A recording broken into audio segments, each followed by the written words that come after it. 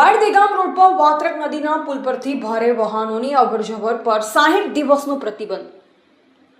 અરવલ્લી જિલ્લા કલેક્ટર શ્રી દ્વારા બાયડના ડાભા નજીક આવેલ વાત્રક નદીના પુલ પરથી ભારે વાહનોની અવરજવર પર 60 દિવસનો પ્રતિબંધ મૂકવામાં બાબતે જાહેરનામું બહાર પાડવામાં આવ્યું છે. જે અનુસંધાને ગઈકાલે તેનો અમલ શરૂ કરવામાં આવ્યો છે.